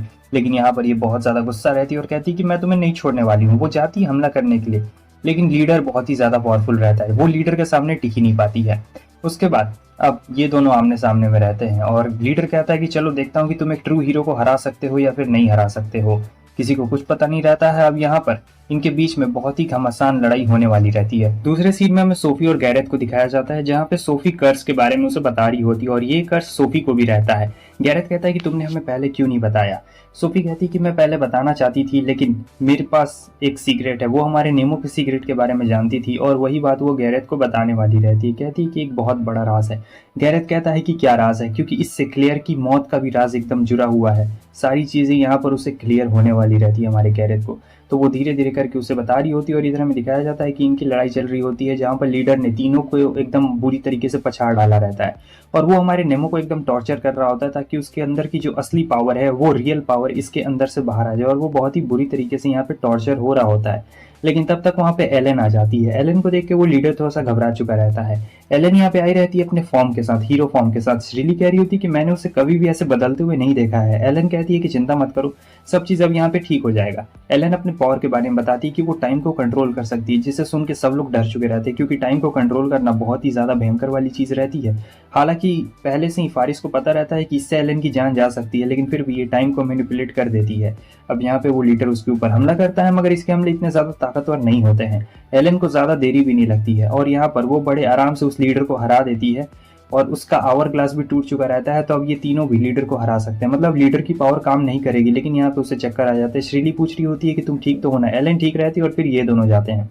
ये दोनों अपने सक्सेशन का इस्तेमाल करते हैं और उस लीडर से लड़ रहे होते हैं। असल में आवर क्लास की वजह से वो लीडर अब कमजोर हो चुका है, पहले जितना पावरफुल नहीं रहा है, फिर भी हमला करने की पूरी कोशिश कर रहा होता है दोनों के ऊपर। फारिया और नेमो अपनी पूरी जान लगा रहे होते हैं यहाँ पर, क्योंकि अब ये दोनों पहले से बदल चुके रहते हैं और पहले से इनका हमला भी बहुत ही ज्यादा प्रिसाइज और ताकतवर हो रहा होता है। उस लीडर को काफी ज्यादा प्रॉब्लम आ रही होती है, वो हमला करता है सीधे हमारे नेमो के ऊपर, नहीं तब तक ये आती है और उसके हमले को उड़ा डालती है। अब नेमो के पास एकदम क्लियर व्यू रहता है, वो सीधे शॉट को फायर कर देता है और वो लीडर वहीं पे खत्म हो चुका रहता है। लेकिन नेमो अपनी पावर को कंट्रोल नहीं कर पा रहा होता है। उसकी जो पावर रहती है वो बहुत ही ज्यादा हार्ड रहती है और जैसे लीडर मरता है सारे के सारे मॉन्स्टर्स भी मरना शुरू हो चुके रहते हैं। नेमो की पावर बहुत ही ज्यादा यहाँ पे भयंकर होती है, लेकिन फाइनली ये लोग यहाँ पे जीत गए रहते हैं और लीडर यहाँ पे खत्म हो गया होता है। लेकिन लीडर के खत्म होते के साथ ही नेमो की पावर इतनी ज्यादा थी कि यहाँ पर पूरा दरार आ चुका रहता है और धीरे धीरे करके हमें इस कैसल को दिखाया जाता है जो टूटना शुरू हो चुका था, और फिर हमें रेडा को दिखाया जाता है। असल में जो रेडा रहती है ये अपना रास्ता चुनने वाली थी और ये सेवन नाइट्स के साथ नहीं मिलने वाली थी। ये कहती है कि मैं अपने रास्ते पे जाऊंगी और तुम लोग अपने रास्ते पे जाओगे, तुम्हें सन ऑफ डिस्ट्रक्शन चुना गया है। ये कहने के बाद वो चली जाती है और फिर ये लोग बाहर आ जाते हैं जहाँ पर इनकी जीत दर्ज हो गई थी। आगे हमें लीडर को दिखाया जाता है जो अभी भी जिंदा रहता है, सोच रहा था कि मैं अभी भी जिंदा हूँ। तब तक देखते हैं कि कर्स इसे भी फैल चुका है। दूसरी तरफ हमें सोफी के एक अलग ही रूप को दिखाया जाता है जो कहती है कि तुमने बहुत ही अच्छा काम किया। अब एलन कभी भी अपनी पावर का इस्तेमाल नहीं कर पाएगी, वो बस एक ही बार अपनी पावर का इस्तेमाल कर सकती थी। तुमने सचमुच बहुत ही अच्छा काम किया। तो हमें पता लगता है कि इन सभी चीजों के पीछे का जो मास्टरमाइंड है वो कोई और नहीं बल्कि हमारी सोफी ही रहती है। और सोफी, यार ऐसा कैसे हो सकता है, बहुत ही ज्यादा दुख के साथ कहना पड़ रहा है कि सोफी सीरीज की मेन विलन हो सकती है। और वो कह रही होती है कि तुमने बहुत ही अच्छा काम किया। असल में इसका असली प्लान तो कुछ और ही रहता है, ये कुछ और ही करना चाहती थी। और हमें दिखाया जाता है कि एडन सारी चीजें छुप छुप के यहाँ पे देख रही होती है। अगले सीन में हम देखते हैं जैसा कि डर था वैसा ही होता है। नेमो को यहाँ पे जेल में डाल दिया गया था क्योंकि गैरेथ ने सभी लोग को उसकी सच्चाई बता दी रहती है। असल में नेमो को इंसान नहीं रहता है, वो एक मॉन्स्टर है और मॉन्स्टर को यहाँ पे फिजिक कहा जाता है। सो नेमो सचमुच एक मॉन्स्टर ही रहता है और यहाँ पर किसी को यकीन नहीं हो रहा था क्या ये बात सच है। कुछ लोग इसके पक्ष में रहते हैं, कुछ लोग इसके विपक्ष में रहते हैं और इन्हें पता लग गया था कि आखिर लीडर क्यों इसे सन ऑफ डिस्ट्रक्शन कह रहा होता है। गैरेथ को यहाँ पे बहुत गुस्सा आ रहा होता है क्योंकि उसे लग रहा था कि क्लेयर की मौत का जिम्मेदार भी सिर्फ और सिर्फ हमारा नेमो है और सारी चीजों के पीछे भी उसी का हाथ है। तो यहाँ पे मीटिंग बुलाई जाती है कि आखिर कौन नेमो के पक्ष में और कौन नेमो के विपक्ष में है। तो मैं साफ साफ यहाँ पे बता दूं, जो हमारा गैरेथ और उसके साथ साथ जो रहता है वो नेमो के विपक्ष में रहता है, यानी वो लोग नेमो का सर काटना चाहते थे। लेकिन दूसरी तरफ जो गिल्डान और फारिया रहते हैं वो लोग नेमो के पक्ष में रहते हैं। श्रीली और एलन किसी के पक्ष में नहीं रहते हैं, उन दोनों का भी बीच में रहता है, वो लोग किसी भी पक्ष में नहीं रहते हैं। सो यहाँ पर एकदम पूरी तरीके से दावेदारी लग चुकी रहती है। लेकिन यहाँ पे गिल्डान बिल्कुल भी नहीं मान रहा होता, वो कह रहा होता है कि जरूरी नहीं कि वो कोई मॉन्स्टर है तो वो कोई बुरा ही होगा। सब जगह भी यही बात फैली हुई रहती है, पूरे एकेडमी में एकदम डर का माहौल यहाँ पर फैला हुआ रहता है कि क्या किया जाए क्या नहीं किया जाए, क्योंकि पक्ष और विपक्ष दोनों तरफ से लिए जा रहे होते हैं और किसी को समझ में नहीं आ रहा होता है। लेकिन गैरेथ सख्त से सख्त उसे पनिशमेंट देना चाहता था और जोई भी गैरेथ के साथ में रहता है, लेकिन गिल्डान बचाना चाहता था, फारिया भी बचाना चाहती थी। यहाँ पर श्रीली का कुछ समझ में नहीं आ रहा होता है कि वो क्या करना चाहती है। आगे हम देखते हैं कि वो मिलने जाता है और कहता है तो मैं तुम्हारे सक्सेशन को सील कर रहा हूँ ताकि तुम वापस से हीरो ना बन पाओ, और ये बन भी नहीं सकता था।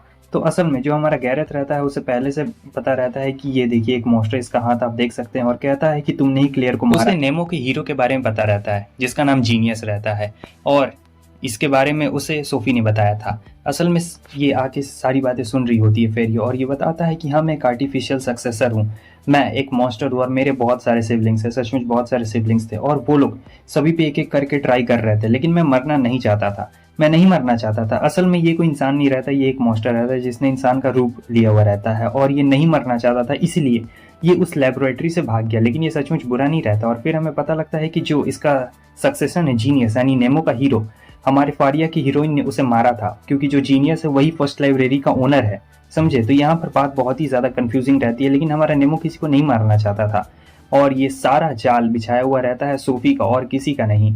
तो गैरेथ कह रहा होता है कि मुझे तो तुम्हें मारने का मन कर रहा है लेकिन मैं तुम्हें नहीं मार सकता हूँ क्योंकि अभी भी डिसीजन आने में टाइम है। दूसरी तरफ ये लोग कह रहे होते हैं कि अब हमें क्या करना चाहिए, क्योंकि अभी भी इनका पक्ष नहीं रहता है कि किस तरफ हमें जाना चाहिए किस तरफ नहीं जाना चाहिए। एलन और श्रीली अभी भी कंफ्यूज रहते हैं, लेकिन श्रीली ने यहाँ पे सोच लिया रहता है कि वो नेमो का साथ देगी। दूसरी तरफ इन दोनों दोस्तों के बीच में भी दरार आ चुकी रहती है, जहाँ पे हमारा गिल्डान बचाना चाहता था, जोई सजा देना चाहता था। तो गिल्डियान यहाँ पे अपनी पूरी कोशिश कर रहा होता है, वो अपना पूरा दिमाग लड़ा रहा होता है और जोई को बता रहा होता है कि देखो ऐसा नहीं है कि वो बुरा है, लेकिन जोई मानने को रेडी नहीं रहता है और ये कह रहा होता है कि मैं उसे सज़ा दे कर ही रहूँगा क्योंकि वो बुरा है और मुझे पता नहीं है कि वो अच्छा है या फिर बुरा है, लेकिन वो मॉन्स्टर्स के साथ मिला हुआ है। फारिया की हीरोइन यहाँ पे उसे बता रही होती है लाइब्रेरी के बारे में कि आखिर पहले लाइब्रेरी में क्या दुर्घटना घटी थी, लेकिन ये भी कर्ज से पीड़ित रहती है जो कि जीनियस का कर्ज रहता है। और ये कहती है कि अगर तुम सच जाना चाहती हो तो तुम्हें भी कर्ज का सामना करना पड़ेगा। फारिया कहती है कि मैं कर्ज का सामना करने के लिए तैयार हूँ, लेकिन मुझे नेमो को बचाना है। वो कहती है कि सबसे पहले हमें लाइब्रेरी में जाना पड़ेगा। जो फारिया की हीरो रहती है वो उसे कहती है कि ठीक है चलो हम लोग लाइब्रेरी में जाते हैं, वहाँ पे तुम्हें सारी सच्चाई के बारे में पता चल जाएगा। तो वो लोग लाइब्रेरी में यहाँ पर आ गए रहते हैं और वो देखती है लाइब्रेरी में कि यहाँ पर एक बहुत ही अजीब सी अनोखी सी बुक पड़ी हुई रहती है और फिर यहाँ पर एक अजीब सी रोशनी निकलने लगती है। तो फारिया को यहाँ पे सारी सच्चाई के बारे में पता लग गया रहता है कि आखिर सच क्या है झूठ क्या है।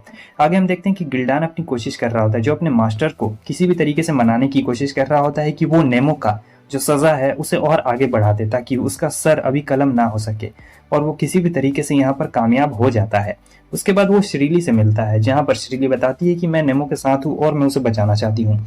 ये सुनकर वो काफ़ी ज़्यादा खुश हो जाता है। लेकिन दूसरे सीन में हमें जोई को दिखाया जाता है और यहाँ पे सोफी आ गई रहती है। सोफी इसे किसी भी तरीके से अपने तरफ लाने की कोशिश कर रही होती है और वो चाहती थी कि जल्द से जल्द ये लोग नेमो को मार दें, और वो किसी भी तरीके से इसे भड़काने की कोशिश कर रही होती है। और जोई तो पहले से इसके प्यार में पागल होता है, लेकिन वो थोड़ा सा समझदार रहता है, इसलिए पूरी तरीके से नहीं भड़कता है, लेकिन किसी भी तरीके से उसकी बात उसने मान ली रहती है।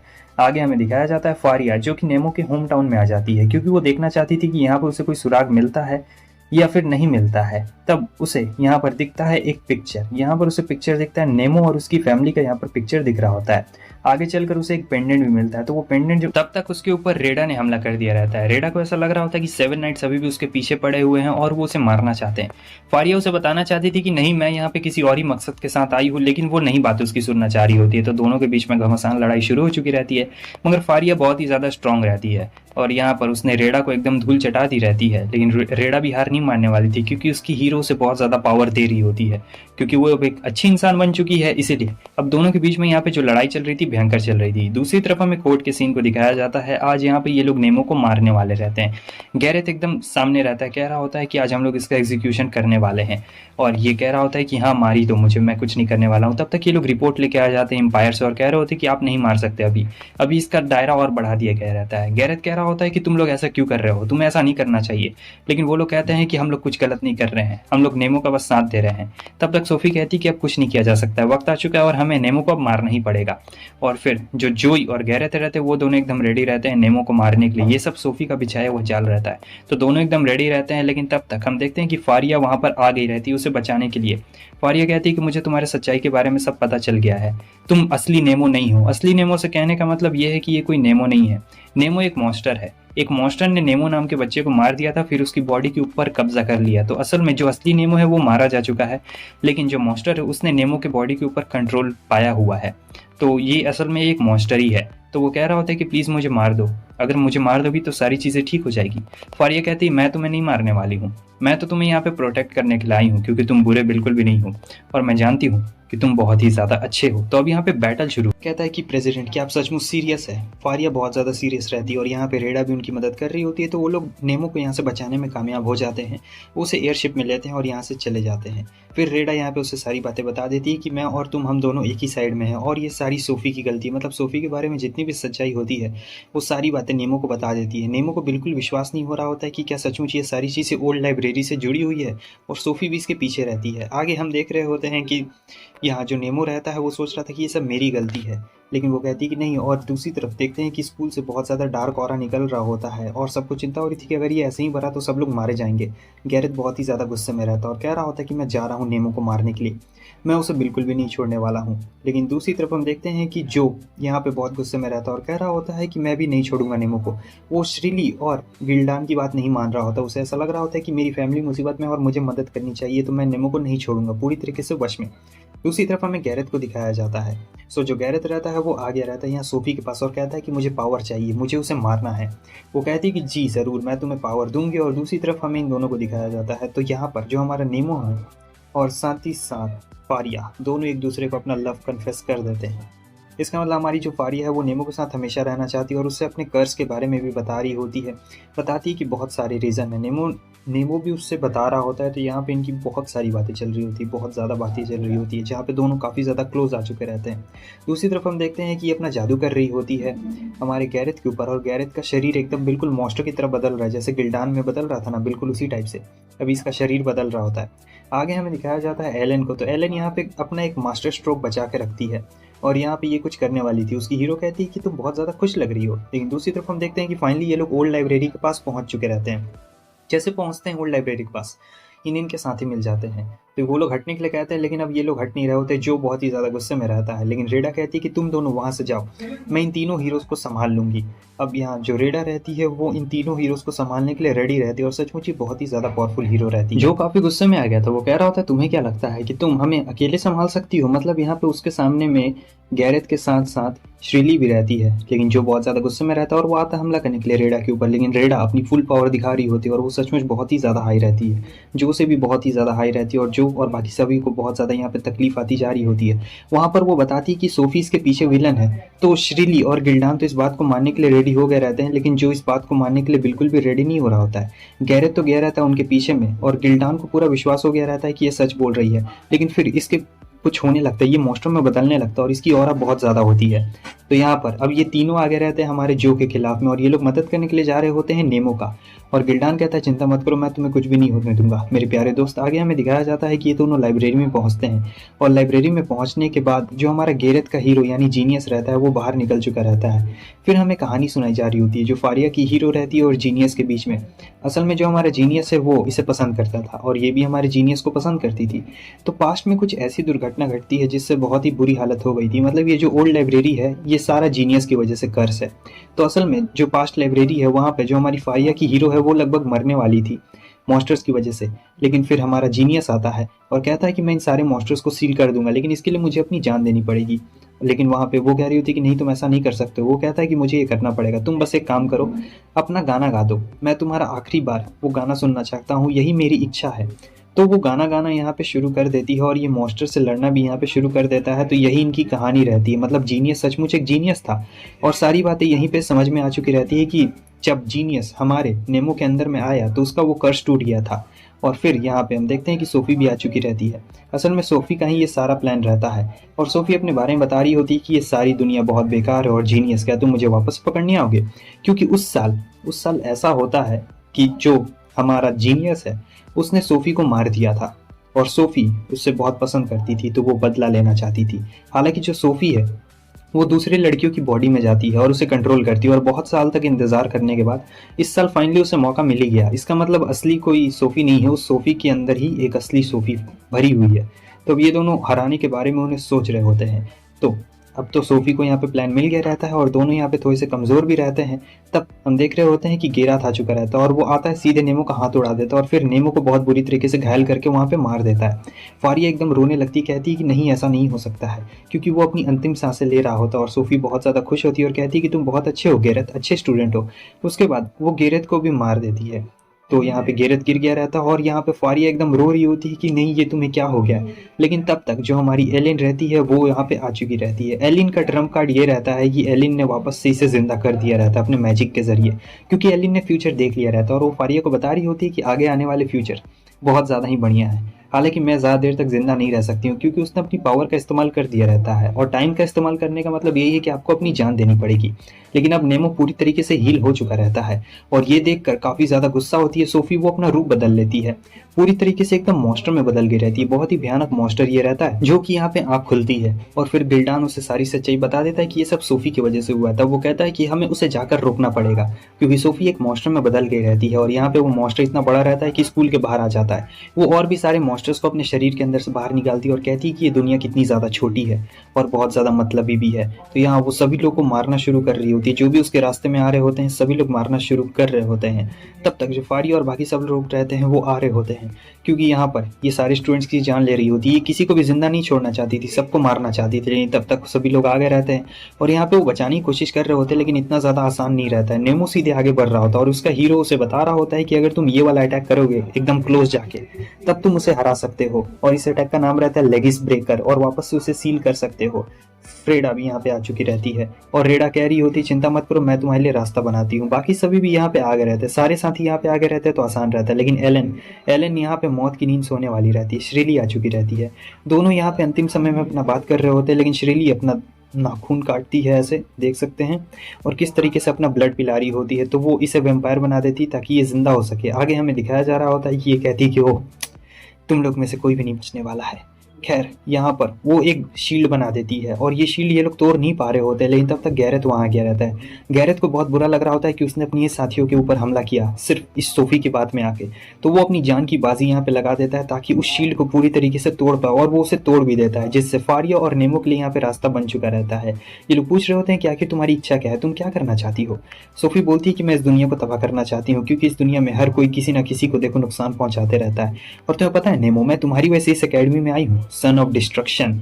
हालांकि तुम्हें ये बात किसी ने कुछ भी नहीं बताया होगा, लेकिन तुम मेरे प्यारे हो, मेरे प्यारे जीनियस। तो वो जीनियस को पसंद करती थी, सच बात तो यही रहता है।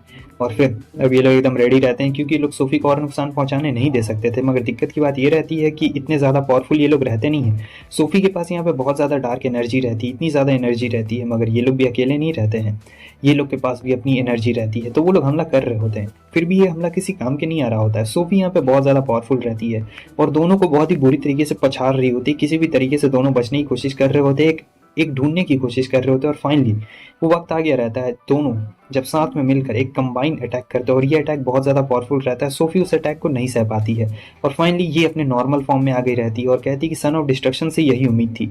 ये दोनों भी अपने नॉर्मल फॉर्म में आ गए रहते हैं, क्योंकि दोनों में हिम्मत नहीं बची हुई रहती, लेकिन अभी भी इसके अंदर बहुत ज़्यादा एनर्जी बची हुई रहती है और कहती है कि अब मुझे रोकने वाला कोई नहीं है। नेमो यहाँ पे फैसला लेता है कि मैं अपने असली रूप में आऊँगा। फारिया कहती है कि क्या मतलब है। तब नेमो यहाँ पे अपने मॉस्टो वाले रूप में आता है और कहता है मुझे माफ़ करना फारिया, मैं तुम लोग के किसी के भी लायक नहीं हूँ, मैं तुम लोग के दोस्ती की भी लायक नहीं हूँ। तो ये अपने मॉस्टर फॉर्म में आ रहा होता है और कहता है मुझे माफ़ करना, मैं कॉमरेड होने के लायक नहीं हूँ। लेकिन वो कहती है कि नहीं, ऐसी बात बिल्कुल भी नहीं है, तुम हमारे दोस्त हो। उसके बाद हमारा नेमो आगे बढ़ रहा होता है। फिर हमें दिखाया जाता है कि सब लोग देख रहे होते हैं कि आखिर ये सब चीज़ क्या हो रहा है। वो मॉस्टर में बदल गया है और दोनों में लड़ाई काफ़ी ज़्यादा भयंकर यहाँ पे चल रही होती है। सो नेमो अपने मॉस्टर वाले रूप में आ गया था। हमें सच्चाई पता लगती है कि जो हमारा असली वाला, जो ह्यूमन वाला नेमो है, वो हमारे मॉस्टर वाले नेमो को बचा रहा था। जब वहाँ पे सारे मॉस्टर्स ने हमला कर दिया था, तब मॉस्टर वाला कहता है कि तुम मुझे क्यों बचा रहे हो, लेकिन इंसान वाला नेमो बहुत ज़्यादा अच्छा रहता है, इसलिए उसने बचाया था। फिर वहाँ पे उसकी मौत हो गई थी, तो मॉस्टर वाले नेमो ने इंसान वाले नेमो के बॉडी के ऊपर कब्जा कर लिया और वो अब उसी अच्छाई के ऊपर वो चल रहा है। तो इसीलिए वो अब सोफी से लड़ रहा था, बहुत ही अच्छी तरीके से लड़ रहा होता है। लेकिन लास्ट में हमें दिखाया जाता है कि दोनों की हालत खराब हो जाती है। सोफी कहती है कि क्या तुम मुझे वापस से सील कर देने वाले हो, अपने आप को कुर्बान कर दोगे। अगर तुम अपने आप को कुर्बान कर दोगे तो नेमो कभी भी ट्रांसफॉर्म वापस से हीरो में नहीं हो पाएगा। क्या कहते हो जीनियस। जीनियस पूछता है नेमो से, नेमो बताता है हाँ, और फिर वहाँ पर एक बहुत बड़ा धमाका होता है। फाइनली वो सील हो चुकी रहती है और आगे हमें दिखाया जाता है कि ये बेहोश था। उसके थोड़े दिन के बाद ये सभी वापस शुरू हो चुके रहते हैं और ये इसका नया कॉस्ट्यूम रहता है हमारी रेडा का। सब लोग यहाँ पे बहुत ज़्यादा खुश रहते हैं, सब लोग अपने में मस्त मगन रहते हैं, तो मज़े कर रहे होते हैं। और गैरेथ भी यहाँ पे ठीक हो गया था, लेकिन उसे बहुत ज़्यादा दुख था कि उसने अपने साथियों के ऊपर हमला किया था। लेकिन सब कहते हैं कि इस बात को बिल्कुल भूल जाओ। आगे हमें दिखाया जाता है जो हमारा नेमो रहता है वो नॉर्मल इंसान बन गया था और फारिया भी उसके साथ रहती है एक नई जर्नी के लिए।